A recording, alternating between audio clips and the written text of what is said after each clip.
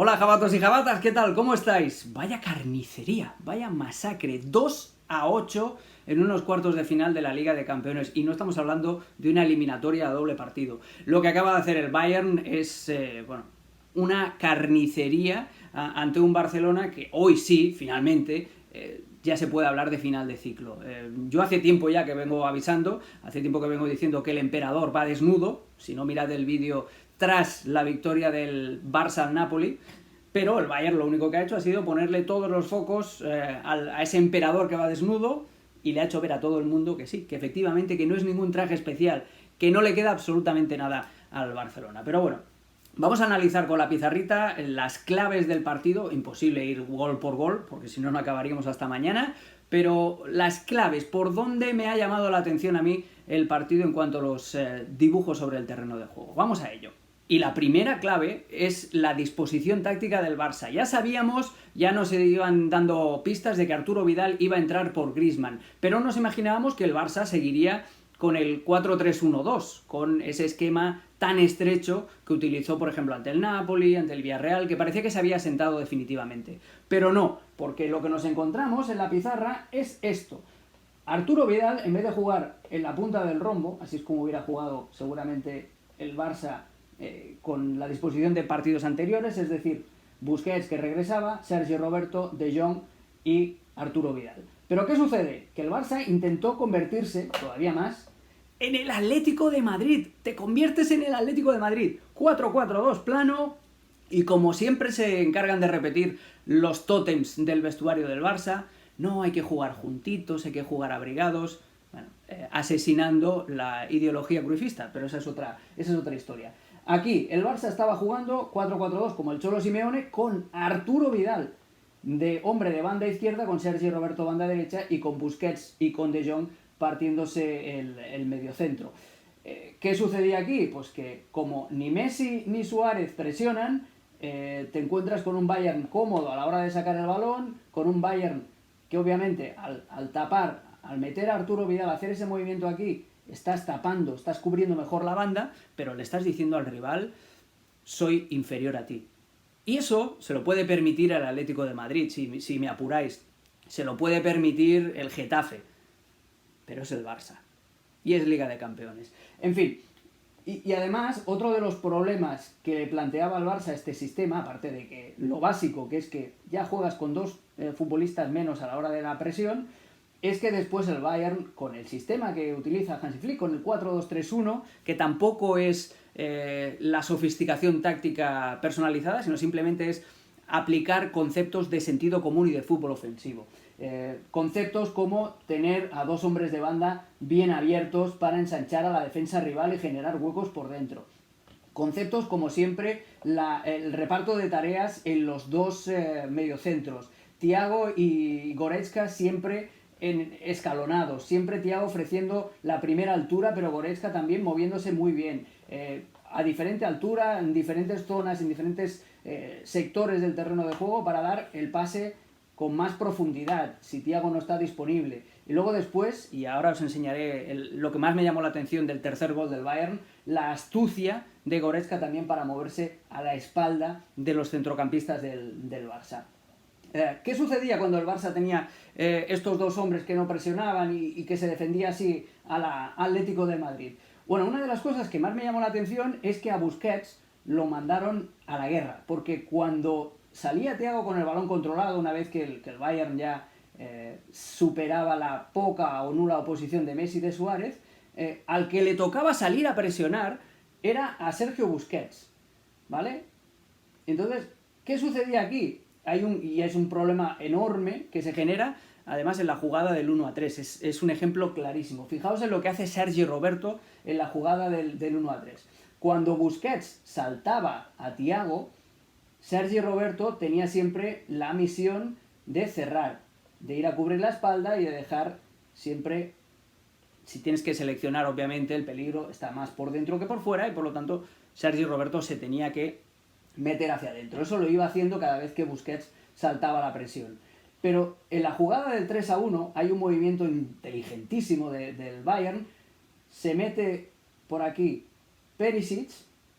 Entonces, sube Alphonso Davies, Semedo está con Alphonso Davies y Sergi Roberto está en una situación que no sabe lo que hacer, porque salta Busquets, lo primero que le pide el cuerpo es ir a presionar, o sea, ir a tapar la espalda de su compañero, pero ¿qué pasa? Que está por aquí Perisic. Entonces dices, ¿qué hago? ¿Qué hago? ¿Qué hago? Se genera este hueco y lo que hablábamos antes.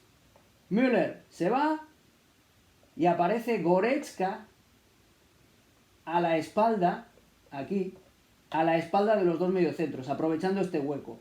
Una vez que se genera esto, ya todo tarde, todo mal, y el pase a hueco hacia aquí.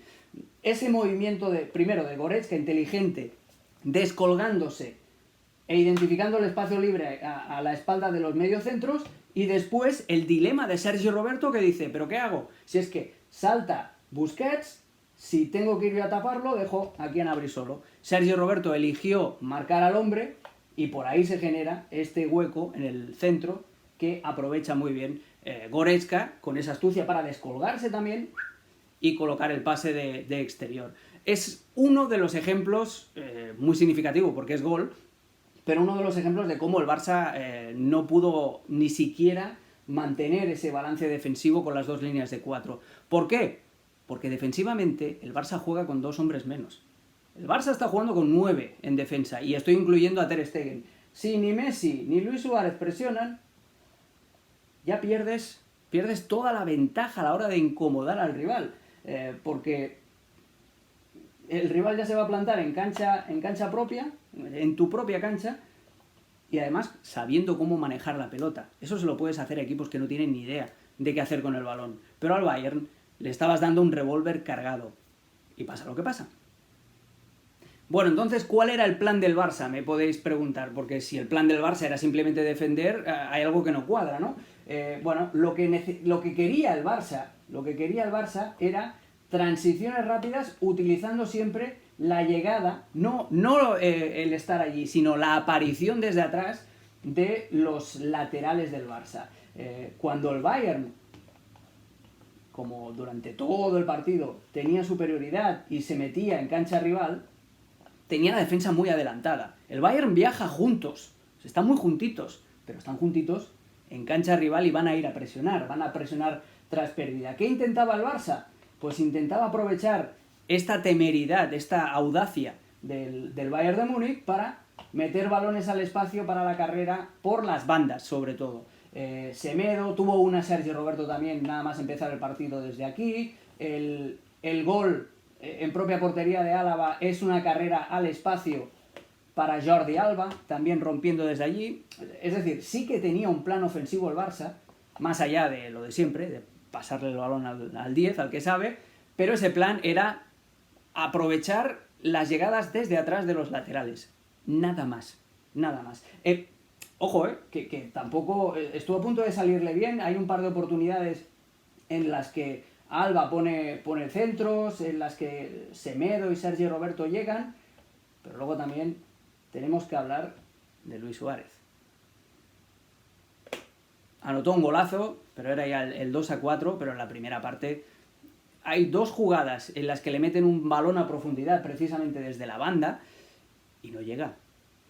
Llega antes el defensor o llega antes Neuer a taparlo, porque ya no está para esos sprints ni para esos esfuerzos. Pero bueno, más cositas. Positivo, muy positivo por parte del Bayern. La presión alta, cómo tras perder el balón, la ventaja de viajar todo el equipo junto a cancha rival, de ser valiente, la recompensa es que cuando pierdes el balón tienes a muchos muñequitos preparados para salir a la presión. Y fueron muy, pero que muy valientes los hombres de Hansi Flick. Se creyeron ese plan, porque para decir vamos a ir a presionar es muy fácil, pero después cumplirlo a rajatabla sin que ninguna de las piezas falle es muy pero que muy complicado, y ahí necesitas convicción, necesitas que los futbolistas se hayan creído ese plan de juego, y el Bayern se lo cree, Bayern sí se lo cree, porque la presión que hacía tras perder el balón era, vamos, impecable, y sobre todo también en salida de balón, cuando tenía la pelota en saque de portería, por ejemplo Ter Stegen, siempre iba Lewandowski con uno, con Piqué por ejemplo, Müller iba con, o al revés, con Müller con Piqué y Lewandowski con Lenglet, los extremos también iban a presionar a los laterales. Es decir, le dejaban muy pero que muy poco margen y asumían muchos riesgos, le dejaban muy pero que muy poco margen al Barça a la hora de jugar desde atrás. En la primera parte hubo, no sé, fueron 5 o 6 balones directos de Ter Stegen en juego directo porque no podía sacar de otra manera. Aquí lo más normal era que siempre Suárez, eso lo vimos en esta temporada con Valverde, incluso en temporadas anteriores, cuando al Barça lo presionaban, el descargo siempre era balón a Suárez, Suárez lo embolsa, la toca de cara y a partir de ahí empiezan a jugar. Eso ni siquiera le salió, porque el Bayern ahogó hasta ese plan, hasta el plan del balonazo largo. Un 10 para el conjunto de Hansi Flick. A ver, tampoco hay que ser muy listo para darle un 10, teniendo en cuenta que acaban de golear 2-8, pero son conceptos atrevidos. Fútbol moderno, fútbol de ataque, fútbol que le llena el ojo al espectador y que también te llena de goles tu marcador. Algún día haremos un vídeo solo dedicado a esa falsa dualidad, porque es falsa, entre jugar bien y ganar. Normalmente ganar es consecuencia de jugar bien. Los accidentes en el fútbol cada vez pasan menos. Otra de las claves, pobre señor, Nelson Semedo, hoy para el arrastre. Para el arrastre en la primera, en la segunda parte, es que a Semedo hoy no lo salva ni Perry Mason. Ni teniendo al mejor abogado del mundo, no puede escaparse. Porque además de los errores individuales, por ejemplo, en la jugada de Alphonso Davies en la segunda parte, que tiene miga también, sabiendo que tienes a un lateral que es zurdo cerrado, no le des la banda. Oblígale a ir por dentro. Estamos ya, esta es la jugada de la segunda parte, del gol de Kimmich. Kimmich va a acabar marcando gol. Pero el tema no es ese. El tema es que Semedo le da, fijaos en esa jugada, tiene tiempo de sobra. Alphonso Davies le hace 2 fintas. A la tercera es cuando se le va por fuera. Pero Semedo es de una poca lectura de tu rival tremendo. Porque si tú te encuentras con Alphonso Davies, sabes que es zurdo, que el 99% de veces se te va a ir por fuera, se te va a ir por tu pierna natural. Tápasela, y si te dribla y se va por dentro, ya no es problema tuyo, ya tiene que haber un compañero que te vaya a hacer la cobertura por aquí. Pero bueno, en la jugada de ese gol, Semedo queda retratado, después todo el mundo queda retratado también, y acaba marcando gol Kimmich con Frenkie de Jong de espectador absoluto. Partido también muy pero que muy discreto de Frenkie de Jong. Semedo también sale en la jugada del 2-1, esa pérdida de balón de Sergi Roberto. Fijaos en la posición de Semedo donde está, cuando Sergi Roberto pierde la pelota, prácticamente se la quita el propio Semedo. ¿Quién queda libre por aquí? Perisic. Es que ha sido una mala decisión de Semedo tras otra. Es un partido lamentable. Bueno, estamos hablando de Semedo y estaremos de acuerdo en que se merece un 0 en el partido de hoy, pero el resto de la defensa del Barça también sale retratada. Pongamos como ejemplo la jugada del primer gol, y ver el peso que tienen algunos veteranos y lo mal que eso le hace al equipo. Fijaos cómo estaba plantado el Barça, he intentado reproducir aquí, si no buscad el resumen de los goles y entenderéis lo que os digo. En la jugada del gol, a Semedo lo agarran arriba porque es un contragolpe y porque tenía esa consigna de picar siempre hacia el espacio libre por la derecha y por lo tanto ahí no puede tener culpa ninguna, no toda la culpa es de Semedo, pero fijaos en cómo están en la posición de estos dos, de Jordi Alba por izquierda y de Frenkie de Jong. Lo más normal, además Alba estaba más cerca de Goretzka, aquí está Goretzka y aquí está Müller, y aquí está Lewandowski. Lo más normal es que el lateral cierre para confirmar esta línea y que el centrocampista se coloque aquí, ¿no? En función de dónde vayan estos dos. No, pues Jordi Alba baja al trote y es Frenkie de Jong el que tiene que actuar como corrector, como jugador, como tercer central, por así decirlo. ¿Qué sucede? Que cuando hay un centro, a De Jong le toca defender, y no solo a Goretzka, que Goretzka ya había tirado para aquí, sino hacia Lewandowski, que mientras Perisic llevaba el balón por aquí, Lewandowski lo que hace es buscar el palo opuesto. Bueno, ¿quién lo defiende? Lo defiende De Jong. Y Jordi Alba se queda aquí en la frontal y llega tarde cuando Lewandowski conecta con Müller en el germen del remate que acaba siendo el primer gol. Cuando escatimas esfuerzos defensivos en el minuto, ¿qué era? ¿Minuto 3 de partido? No me puedes decir que estás cansado, amigo. Fijaos, volved a ver. Es que miro para ahí porque tengo la computadora abierta con la imagen del juego. Pero buscad los highlights y buscad dónde estaban Jordi Alba y dónde estaba Frenkie de Jong en el arranque de esa jugada, en el momento en que a Perisic le envían ese balón al espacio. Parecía clarísimo que el Barça estaba sentenciado ya en el descanso, que el partido estaba finiquitado, pero a un equipo con ese historial le tienes que pedir orgullo y le tienes que pedir un mínimo de capacidad de reacción. Y a un técnico de un equipo como este, como el Barça, le tienes que pedir también que intervenga, que no se quede quieto viendo cómo el desastre se culmina en la segunda parte. ¿Qué hace Setién en el descanso? Da entrada a Antoine Griezmann por Sergi Roberto, pero hace una serie de cambios para no modificar absolutamente nada. Y eso es lo que más nervioso me pone. Cambia de banda Arturo Vidal, lo manda a la derecha y mete a Griezmann para acabar cerrando la banda izquierda. Como si fuera un soldadito más del Cholo Simeone.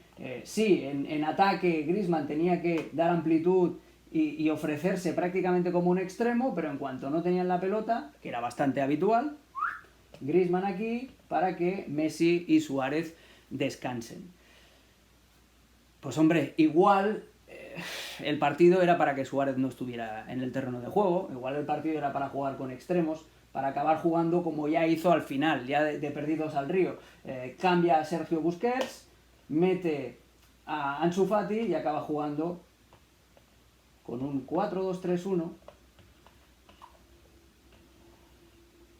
con De Jong y con Arturo Vidal de medio centros, por la izquierda Ansu Fati, por la derecha Griezmann, Messi como enganche por detrás de Suárez. Yo creo que un esquema así, un 4-2-3-1 desde el arranque, con Ansu y con Griezmann bien abiertos a banda y con libertad para driblar, pues igual le hubiera ido algo mejor. Pero bueno, ya con el resultado a favor y con el periódico del lunes, todos somos unos caracotes. 2 modificaciones, esta muy tardía ya, cuando el partido ya estaba totalmente deshecho, y sobre todo en el tiempo de descanso, cuando todavía hay un mínimo de esperanza. ¿Por qué? ¿Por qué 4-4-2? ¿Por qué Griezmann a trabajar en banda como si fuera Cucurella en el Getafe? Bueno, y el Bayern siguió haciendo lo mismo y además se dio el lujo de dar entrada a futbolistas que habían tenido pocos minutos, que se estaban recuperando de lesiones. Estoy hablando de Sule, de Lucas y estoy hablando de Coutinho. Es que lo peor para el Barça es que incluso Coutinho los masacró, no solamente marcando gol, sino siguiendo haciendo daño por la banda. Fijaos que el Bayern en la segunda parte, más allá de cambiar muñecos, no cambia absolutamente nada. Sigue con ese esquema, con 2 hombres bien abiertos en banda, con desequilibrio en los extremos. Es que tampoco es tan difícil. Hombres que tengan la capacidad de driblar en el 1 contra 1. Salió Coman, salió Coutinho para refrescar las bandas. ¿Qué bandas tiene el Barça? Extremos. Ansu Fati. Y tenía Carlas Pérez, pero lo vendió. Y tienen a Trincao que a ver cómo funciona el año que viene. Pero a eso me refiero. El Bayern siguió jugando igual. Refrescó a sus muñecos, dio descanso a futbolistas importantes, pero con las mismas armas, con desequilibrio por fuera. Fijaos que yo siempre digo lo mismo. Cuando los equipos utilizan a los carrileros o a los laterales como única arma ofensiva por los lados, hay una diferencia muy grande entre tener un extremo y tener a un carrilero. El extremo, habitualmente, como hoy tuvo Perisic, como hoy tuvo Gnabry, como hoy tuvo Coutinho, como hoy tuvo Coman, tienen desequilibrio en el 1 contra 1 para salir, para driblar. ¿Qué sucede? Si tú no juegas con un extremo y tu lateral recibe el balón, normalmente el lateral no va a driblar nunca, sino que va a hacer un pase hacia atrás o un pase horizontal. La diferencia entre jugar con laterales y decir, no, es que tenemos al equipo plantado arriba, o jugar con extremos que generan desequilibrio y movimiento. Bien por el Bayern, por seguir con este plan de juego y por seguir sin tener ningún tipo de piedad. Al rival se le respeta siempre sin levantar el pie del acelerador. Lo hizo Alemania en el Mundial ante Brasil, lo hizo el propio Barça en otro 2-6, pero el que tuvo a favor en el Bernabéu. El Bayern ahora mismo, una maquinaria bien engrasada de fútbol ofensivo y moderno. Bueno, ya la última, las conclusiones. La primera es que el Bayern ahora mismo es favorititísimo a la Champions. Hay que ver cómo se le da el resto del torneo, a semifinales y a la final, pero claro, el empuje moral que recibe, para que luego les digan arrogantes a los del Bayern, cuando decían antes del partido, somos muy superiores. Eso para empezar. Y segundo, la conclusión, que la que podríamos hacer un vídeo entero, es lo que va a suceder ahora en el Barça. A veces que te peguen este tipo de sacudidas, este tipo de meneos, es bueno incluso para que no haya nadie que se pueda escudar en no, pero es que jugamos bien, no, pero es que fue un accidente, no, es que, como el año pasado en Liverpool, es que fue una desgracia, pero somos campeones de liga. Bueno, al Barça ahora ya no le queda absolutamente nada. Por primera vez en más de una década se queda sin ganar un título, tiene una campaña en blanco, y eso acostumbra a ser un buen acicate para que haya cambios en el Barça. Tiene que haber muchos, tienen que ser muy profundos y que no se queden solo en cambios estéticos, que no se queden solo en no, Setién no, que venga otro, porque el problema está mucho más arriba. El problema está en la planificación de la plantilla, en la escasa apuesta por la cantera, en que predomine el negocio antes que la contratación de futbolistas que realmente tu plantilla necesita, que se acabe ya de una vez por todas con el excesivo poder que tienen muchos elementos en el vestuario del Barça. Pero bueno, igual un día de estos hacemos un vídeo. De momento nos quedamos ahí, vamos a intentar recuperar el aliento después de esta exhibición de fútbol fantástico que ha hecho el Bayern de Múnich y después de esta caída estrepitosa del Barça. Leo vuestros comentarios, muy agradecido por vuestros likes, por vuestras suscripciones y por haberle vuelto la vida a este canal. Así que muchas gracias, jabatos y jabatas, y hasta la próxima. ¡Que viva la Champions!